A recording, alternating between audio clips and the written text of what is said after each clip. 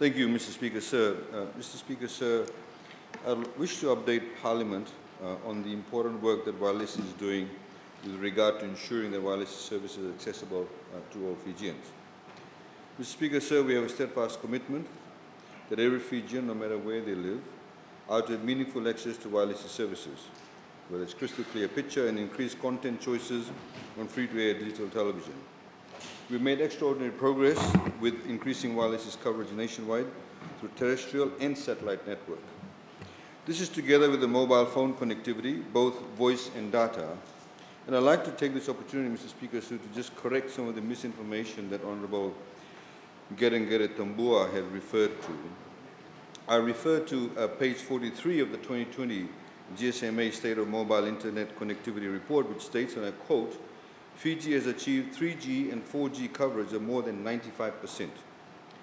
Therefore, it is not merely a claim, as the Honourable Member said or made. Ms. Fiji has in fact reached 95% mobile internet connectivity coverage, Mr. Speaker, sir. And again, if the Honourable Member had listened to my statement, she would have grasped this. Because as we all know, Mr. Speaker, sir, that these devices, once they have connectivity, they also have access to data. You get Viber, you get internet, etc. And I think the Honourable Member is confused and does not understand the two distinguishing terms. One is coverage and usage when looking at Digital 2020 by Hootsuite, which she quoted. Hootsuite is a social media management firm, Mr. Speaker, sir, which looks at social media engagement. On the other hand, the GSMA represents the interests of mobile operators worldwide, uniting more than 750 operators with nearly 400 companies in the broader mobile ecosystem, including handset and device makers, software companies, equipment providers, and internet companies. So it gets global data from its members and assesses connectivity coverage and usage across all countries. The difference between the two reports, Mr. Speaker, says that Hootsuite did not state the 95% mobile internet connectivity coverage. It only stated the internet usage. And Honourable Gerengere Tambua very conveniently used that. The fact is a lot of people in Fiji who may have access to a mobile phone don't necessarily use it for Facebook or don't necessarily use it for internet. They only use it for voice. So therefore, they won't get quoted or caught in the report that she was quoting. Mr. Speaker, sir, the other point that I also wanted to make, just to fact check her, she said that VT card, people don't need necessarily VT card, but they need internet connectivity. To use VT card, you actually need internet connectivity. So she does not know what she's talking about, Mr. Speaker, sir. Mr. Speaker, sir, she also said that we don't allow for competition. There's only 2 mobile phone companies. We had stated in the statement on Monday, the Honourable Prime Minister had said, let's deregulate the mobile telephony company market in Fiji. We deregulated it. Companies had 20-year exclusive licenses. That's how Digicel came in. She thinks that for a country of less than 900,000 people, all the mobile phone companies in the world want to come to Fiji. They don't. They look at the population numbers. They look at how much investment they have to make. To put up a tower, I said it costs $500,000 just one tower. So again, it shows a huge lack of understanding and commercial understanding of how the internet space works, how mobile phone companies work, and indeed the commercial understanding that's required to be able to even comment on it in a very rudimentary manner. She said, oh, where are the bus stand? There's no Wi-Fi at Suva bus stand. I will read out a list. We never said Wi-Fi will be at Suva bus stand. It said Sukuna Park and My Suva Park, and I'll read out a list of where all it is. She then assumed, she said, oh, this 158 number must have gone to Vodafone. Again, a major goof up. See, this is the problem when people come to this parliament with derisive attitude, pugnacious attitude, they get the facts wrong. 158 is not with Vodafone. It's with a company called Pacific Centrecom, or Centrecom Fiji PT Limited was engaged for this. So again, she's wrong, Mr. Speaker, sir. Mr. Speaker, sir, she went on to say, oh, the e-ticketing, we understand, the question is it $3? Well, it's not. If she checked, this is kind of speculation. Pensioners get $10 a month. If they use $7, They always have $10 at the beginning of the month. If they use $7 in the month, the following month it will be topped up by another $7 to make sure they have $10 in the beginning of the month. Mr. Speaker, sir, again, she referred to the World Bank $3.5 million. Again, she failed to tell Parliament, or probably does not understand, that actually it was a loan. It's a World Bank loan for connecting of Vanua level to Viti level. It's part of what they call the Tui Samoa connection. And because we utilize the funds in a very properly managed, transparent manner, there were some leftover funds the World Bank then said you could use for a Northern Connectivity Project, which is precisely what we are doing. Mr. Speaker, sir, I wanted to very quickly talk about digital television. In December 2017, the digital television platform through Wailesi was launched with 10 transmission sites across Fiji. To date, Wailesi, through budgetary allocation of a number of budgets, has invested a capex of about $45 million in over 21 sites. Furthermore, in adopting the infrastructure sharing or co-location model, Wailesi now operates 21 transmission sites, including 3 terrestrial sites on Kandavu, Ovalau, Taviuni, 15 sites on Viti Levu, and 3 in Vanua Levu. I very quickly want to highlight, Mr. Speaker, and honourable members need to understand this. We have ITC container, which is used as a linking site in Wailesi. It's owned by Wailesi, co-located with Digicel. Nakomba Levu, which covers Suva Central, Nasinu, Nosori, Tailevu, Navua, Korovo. FBC is transferring their site to Wailesi exclusively. Monosavu Dam and nearby areas. Fintel, co-locating with Wailesi. Koro'o, Tavua, Vatukola. Wailesi has got their own site. Lololo, parts of Lotoka and Ba, FBC is transferring the site to Wailesi. Sambeto, which covers Nandi, Lotoka. Kavukavu in Nambo, Lomawai area, Digicel co-locating with Wailesi. Gunusuna Tange, Singatoga town and suburbs, Wailesi site. Budhona Bay, Singatoga coastal area, Vodafone with Wailesi. Dongowale, parts of Navua, Matanipusi Hill, Serua, Digicel with Wailesi. Taunavo, Pacific Harbour, Vodafone with Wailesi. Nayala, Wainimbuka area, Digicel with Wailesi. Matawai Levu, Boroto, Maduveni, Wailesi with Vodafone. Rakiraki town, nearby areas, FBC with Wailesi. Tunreki, Tavu and Reki, Digicel with Wailesi. Dalaikoro, Senganga, Lambasa and coastal areas further north, FBC transferring to Wailesi. Ulivua, Nambowalu and surrounding areas, TFL with Wailesi. Navaria, Savusavu town and nearby areas, Digicel with Wailesi. Davao Peak, Tavuki, Loveni Vonu, Somosomo, Lamina, and parts of Welenga, TFL with Wailesi. Korosalu, Kandavu, Vunise and surrounding areas, Vodafone with Wailesi. And Levuka Ovalau, Wailesi has got its own site. Mr. Speaker, digital television offers a myriad of benefits for both the broadcasters and all Fijians. These benefits include the following. A common platform for all broadcasters. B, spectrum efficiency gains and increased transmission capacity that more data can be transmitted per unit bandwidth. C, improved signal quality and robustness. D, low energy consumption and maintenance costs. We have to be mindful of energy costs. E, flexibility and more efficient use of infrastructure allows implementation of single frequency networks, or SFNS, instead of independent parallel analog networks. SMNS is a broadcast network where several transmitters simultaneously send the same signal over the same frequency channel. What are the consumer benefits, Mr. Speaker, sir? Wider choice of programming and services, including additional channels, HD offerings and pay programs, better quality in that it is less likely to experience signal interference and picture quality issues. C, convenience in that video on demand catch-up service allows viewers to watch programs at a time of their choosing. And D, parental lock setting, where parents can actually lock programs. It gives parents and guardians a greater control of what their children watch on television via classification programs or full channels. So if you're not home, you know they're not going to watch anything that they should not be watching. With the advancement of digital broadcast technology, Wailesi's broadcast signals are far more reaching than the traditional analog signals.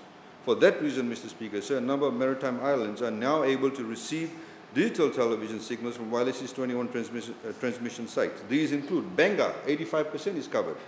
Vatulele, 100%. Yasawa Group, 80%. Kandavu, 15%. I'll come to Kandavu later. Ovalau, 80%. Lomai Viti Group, 60%. Rambi 85%, Kiowa 50%, Kia 50%, Mali 50%, Yangana 30%. Wailesi has also made good progress in deploying what we call additional fill-in transmission sites. Muaani in Kandavu, 50% completed. Nayala, which is digital site, Budona Bay, Rotuma, Lakemba, Levuka, Tonovo. Mr. Speaker, sir, I'd like to point out that while Kandavu already has an infield site at Vunisea, Wailesi is actually deploying another site at Muaani, which will ensure 100% digital terrestrial coverage to Kandavu. Works are temporarily halted due to COVID-19 travel restrictions. However, works will resume as soon as travel restrictions are relaxed. Similarly, works at Mount Kugai site in Rotuma and on Lakemba in the Lau group will also resume as soon as the travel restrictions are relaxed. Mr. Speaker, sir, where the 21 terrestrial transmission networks were not suitable, particularly in the deep interiors of Viti Levu and Vanuatu and in the remote maritime islands, we have used satellite technology. The Wailesi satellite-based direct-to-home service provides 100% coverage. This means that the Wailesi digital television platform is available to every island in Fiji. Wailesi now has 3,738 satellite-based direct-to-home connections in the maritime islands, including far-flung islands such as Rotuma with 57 connections, Lau Group with 143 connections, and Lomai Viti with 1,487 connections, to name a few. Mr. Speaker, sir, with the current work that has been undertaken in expanding coverage to the maritime islands, a student, for example, attending school at the Mavana District School in Lau can access the same high quality and dedicated educational content on the Wailesi platform as a student in Tailevu at QVS.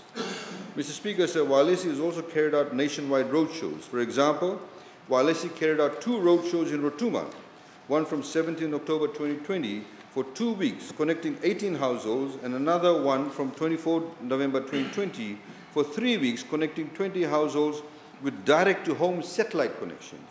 The team also connected 5 community halls in Rotuma, and these are Losa Village, Itai Utu Village, Hapmak Village Hall. These are all in the village halls. Nortau Village Hall, Lopta Village Hall.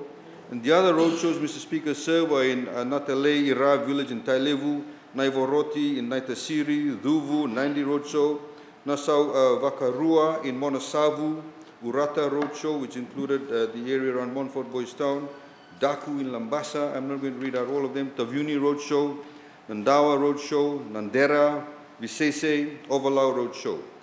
Mr. Speaker, sir, I'd like to point out at the time of the recent COVID-19 outbreak, Wailesi, through his digital television platform, rapidly deployed supplementary educational content from 20 April 2021. Mr. Speaker, sir, I'd like to also now highlight or outline the type of the digital television coverage that is applicable to the maritime islands, digital terrestrial television, and the direct-to-home satellite-based digital television. Mr. Speaker, sir, just to give you a quick update on it, in Tavuni, for example, we have 1,296 digital terrestrial television. And direct-to-home, in other words, satellites, dishes in individual homes or halls, we have 63. Kiowa, 5 DTT. Kandavu, 225 DTT and 186 satellite connections. Rotuma, 57 satellite connections. Ovalau, 1,115 DTT and 295 satellite connections. Koro, 26 DTT, 5 satellite connections. Ngau, 15 DTT, 21 satellite. Motoriki, 2 DTT, 8 satellite. Lakemba, 30 satellite. Oneilau, 10 satellite. Mode, 17 satellite. Kambara, 12 satellite. Vivia, 8 satellite. Nayau, 12 satellite. Totoya, 11 satellite. Matuku, 6 satellite. Namukuilau, 4 satellite. Ono, 5. Moala, 21. Wanumbalavu, 7. In Vatulele, on Vatulele Island, we have 3 DTT and 1 satellite. In Viwa, in Tailevu, 2 DTT. In Yasawa Islands, 263 DTT and 7 satellite. Mr. Speaker, says part of government's initiative, Wailesi will continue to provide free set-top boxes to every household that has a combined annual income of up to $30,000 in UHF antennas at a subsidized cost. To date, Walesi has distributed 143,401 digital terrestrial television set-top boxes and 3,738 digital satellite receivers. Mr. Speaker, sir, of course, upon proof of that, you'll be able to access these set-top boxes. Mr. Speaker, sir, we're also cognizant that there are limitations in terms of access to grid power and affordability in some communities. Therefore, government has funded the facilitation of a TV set and wireless equipment in community halls, government centers and schools in 711 communities, which provide 127,980 Fijians with equitable access to information. Mr. Speaker, sir, many countries in America, Europe and parts of Asia have completed the digital television migration progress. A growing concern is that countries that are still on analog technology will eventually find difficulty in buying television receivers as the technology becomes obsolete. Looking ahead, Mr. Speaker, sir, Walesi is now focused on ensuring that all eligible households have the prospect to obtain the wireless equipment. This is to prepare for the analog to digital television switchover, which will progressively be carried out nationwide beginning from Navua, Korovo, and Lautoka Nandi corridors by 1st of December of this year. The next phases will be the remaining areas across Vitilevu, Vanuatu, and the Maritime Islands. Mr. Speaker, sir, the analog switchover date means that all broadcasters will cease to transmit on the analog platform. It will regularize current practice and mandate that all television broadcasters, free-to-air and pay-per-view, become tenants of the Walesi platform, and Walesi will offer all tenants through the Walesi platform equitable access and geographical reach. This also means that all the infrastructure costs of the transmission will now be borne by Walesi. In other words, television companies no longer have to invest in expensive infrastructure, upfront infrastructure costs. Walesi will do that because our objective to ensure every Fijian gets connectivity. The staggered approach of the switchover is to also ensure that all broadcasters have sufficient time to transition from the analog to digital television platform, and the administrative measures are also being put in place. Mr. Speaker, sir, we intend to complete the national digital switchover exercise by June 2022. Mr. Speaker, sir, the launch of the Walesi mobile app in 2018 further empowers Fijians to watch live and on-demand television channels, including the dedicated educational content and indeed these parliamentary proceedings right on their fingertips. This service has become tremendously popular amongst viewers in Fiji and abroad.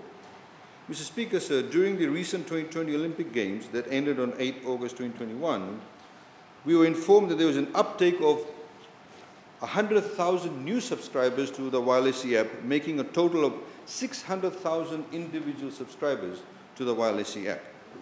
Mr. Speaker, sir, Walesi is committed to ensuring excellent service delivery and is consistently elevating the Walesi app on both the Play Store and Apple App Store. Walesi had also upgraded their over-the-top, or what we call OTT servers, to cater for increased demand and to improve user experience and resilience. This also provides for pay-per-view live events such as Uprising Sevens, Triple Zone, Super Zone, South Pacific Boxing Promotion, the Maris Sevens, Fair Brother Rugby, Diwali Dhoom Dhanya, and Skipper Cup. Mr. Speaker, sir, talking about upgrades, very soon Walesi app users will also be able to access radio services on the Walesi app, which we expect to complete by November of this year. Mr. Speaker, sir, to date, Walesi has 610,083 registered users on its platform.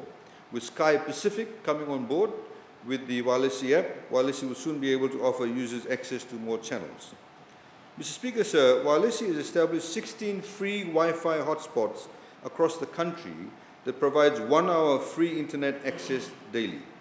These sites are, as I mentioned, in Suva, Ratu Supuna Park, in Suva, Mai Suva Park, Savu Savu foreshore area and the market area, Singatoga Riverside and the market area, Nandi, Koreivolu Park and the bus stand area, Lautoka, Shirley Park, Lautoka bus stand and market, Ba bus stand and market, Lambasa Civic Center market and bus stand, Nosori is Syria Park, Navua bus stand and market, Tavua bus stand and market, Rakiraki bus stand and market, Lami is Tikaram Park, Valalevu is Rajendra Grounds and Market, and Korovo is the market and the bus stand.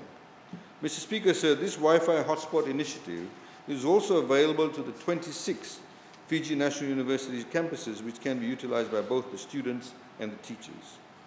Mr. Speaker, sir, while LESI has increased accessibility to high-speed internet services to rural and maritime areas through its VSAT satellite program in areas that are currently covered are Rotuma Government Center in Rotuma, Benga Yanuda Secondary School in Benga, and Noikoro District School in the interior of Nanraga Navosa.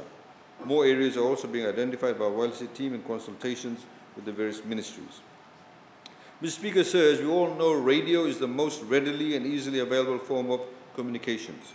In fact, radio is the most accessible form of communications during times of disaster and crisis. I'll be just a few minutes, sir. While out at sea or while traveling across islands, most of us are switched on to the radio channels for entertainment and access to critical information. Mr. Speaker, sir, with the budgetary allocation of $4.5 million in the 2021-2022 national budget, YLC is well placed for the deployment of FM radio network. The $4.5 million allocation to YLC will fund the construction of 4 key transmission sites. The initial 2 sites is Nakumbolevu in Suva, Sambetu in Nandi. They are expected to be commissioned by November of this year. The remaining sites, Koro in Tavua and Delai Koro in Lambasa, are scheduled to be completed by March of next year.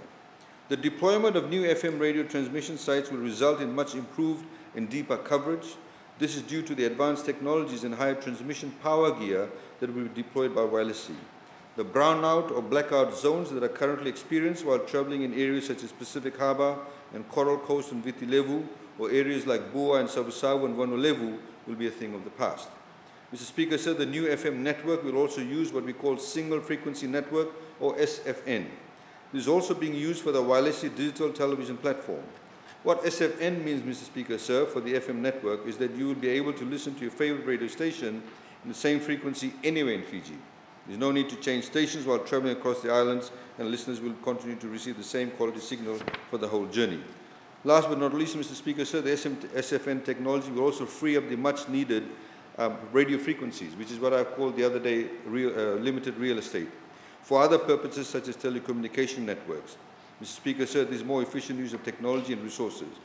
By building a common shared network, we'll give other smaller broadcasters, such as community and faith-based radio stations, the same competitive advantage as other commercial radio stations.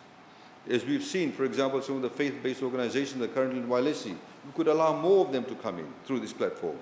Therefore, the intention is for YLC services to expand to look after all broadcasting transmission, television and FM services.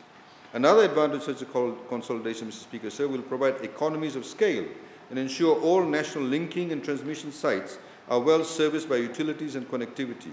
This will also mean that all broadcasters will not only enjoy enhanced reach and better technical support, in other words, getting more exposure to members of the public, but also reduce the high operating costs, especially in terms of maintaining sites that had poor or no utility service and connectivity. In conclusion, Mr. Speaker, sir, while YLC has without a doubt revolutionized television in Fiji, because our citizens are already experiencing the benefits of crystal clear picture quality with more programming options. Our children are already accessing the educational content both on digital television platform and YLC app, while in the safety of their homes. With the deployment of initiatives like the FM network and the Wi-Fi hotspots, this will further ensure that investments in YLC will provide much better returns to all Fijians, Mr. Speaker, sir. And therefore, it will achieve government's objective that every Fijian, regardless of where they are, who they are, how much they earn, whatever their socioeconomic status is, will have a meaningful access to YLC services and information in itself. Thank you, Mr. Speaker, sir.